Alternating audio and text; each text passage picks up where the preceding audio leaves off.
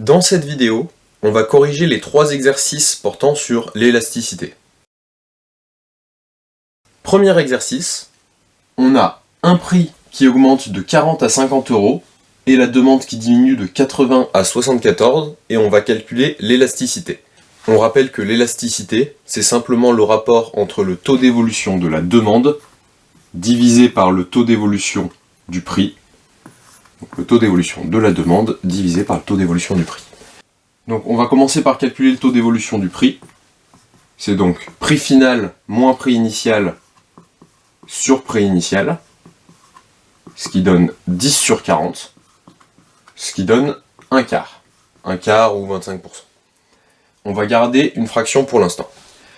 Ensuite, le taux d'évolution de la demande, ça va être encore une fois final moins initial sur initial, donc 74 moins 80 sur 80, ce qui donne moins 6 sur 80, et moins 6 sur 80, on va le simplifier un coup, on va avoir moins 3 sur 40.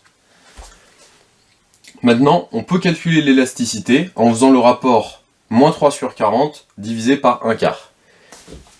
Donc l'élasticité, moins 3 sur 40 divisé par un quart.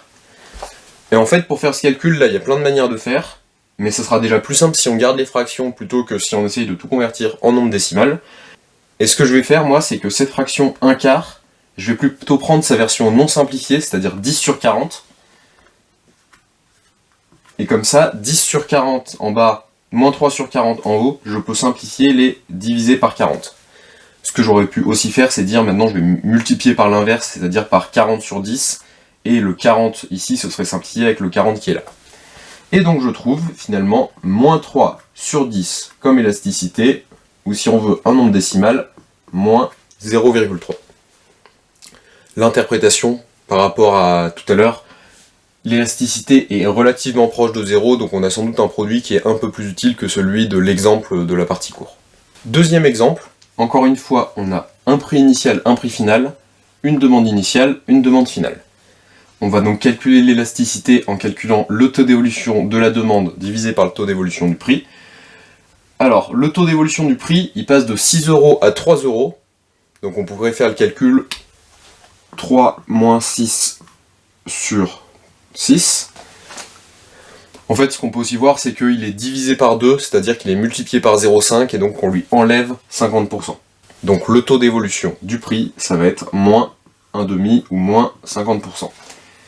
Le taux d'évolution de la demande, elle passe de 50 à 150, donc on pourrait faire le calcul. En fait, sans poser le calcul, la demande passe de 50 à 150, donc elle est multipliée par 3. Si le coefficient multiplicateur vaut 3, c'est-à-dire que le taux d'évolution vaut 2 ou 200%. Et donc, on l'a calculé.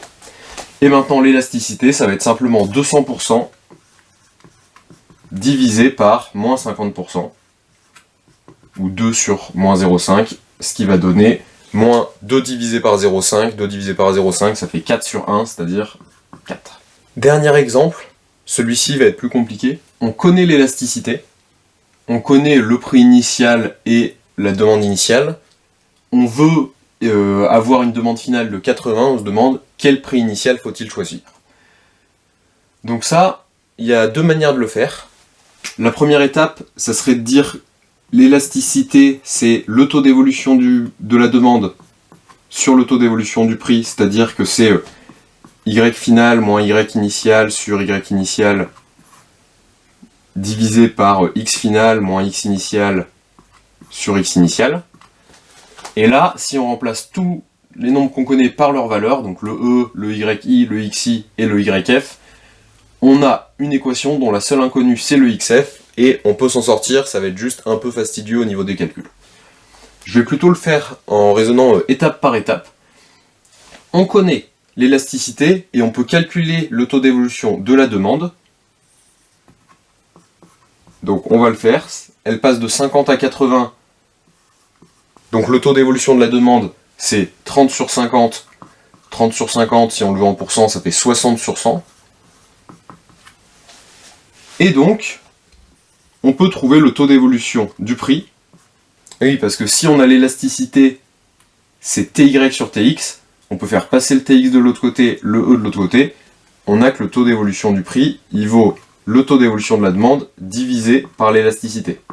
C'est-à-dire 60% sur moins 1,5. Pour faire cette division, soit on arrive à diviser 60 par 15, soit sinon on écrit que moins 1,5 c'est moins 3 sur 2, et ensuite divisé par un nombre c'est multiplié par son inverse. On arrive à la fin à moins 40% pour le taux d'évolution du prix. Une fois qu'on a le taux d'évolution du prix, on a le prix initial. Bon bah on peut calculer assez facilement le prix final, puisque le prix final, ça va être 1 plus le taux d'évolution fois le prix initial, c'est-à-dire 1 moins 40%, donc 0,6 fois 30. 0,6 fois 30, ça fait 3 fois 6, c'est-à-dire que ça fait 18. Donc on sait que si on vendait notre article à 30 €, on en aurait vendu 50. Si on veut le en vendre 80, il faut le vendre à 18 €. Bon, mais qu'est-ce qui va être le plus intéressant? On peut par exemple calculer le chiffre d'affaires. Donc initialement, on avait 30 € fois 50 produits. 30 fois 50, ça donne 3 fois 5, 15, donc 1500 €. Et finalement, le chiffre d'affaires, ça va être 18 € fois 80 produits. Alors, 18 x 8, 10 x 8, 80, et 8 x 8, 64. 80 plus 64, 144. Et on n'oublie pas ce 0. Et donc, finalement, le chiffre d'affaires, il est de 1440 €. Bon, bah, le chiffre d'affaires, il est du coup plus petit dans le second cas que dans le premier. Donc, en termes de chiffre d'affaires, le choix initial était plus intéressant que le choix final. On pourrait pousser l'exercice un peu plus loin, et plutôt que fixer une demande finale, on pourrait exprimer le prix final en fonction de la demande finale. On aurait alors une fonction. Pareil, le chiffre d'affaires, ça deviendrait une fonction qui dépendrait de la demande finale, et on pourrait trouver quelle est la valeur de la demande finale qui maximise ceci. Donc pour résumer tout ce qu'on a vu sur l'élasticité c'est le taux d'évolution de la demande divisé par le taux d'évolution du prix. À chaque fois, on peut soit tout calculer de manière assez brutale, soit on peut poser les étapes une par une, ce qui permet d'un petit peu mieux comprendre ce qu'on fait et d'éviter de faire des erreurs de calcul.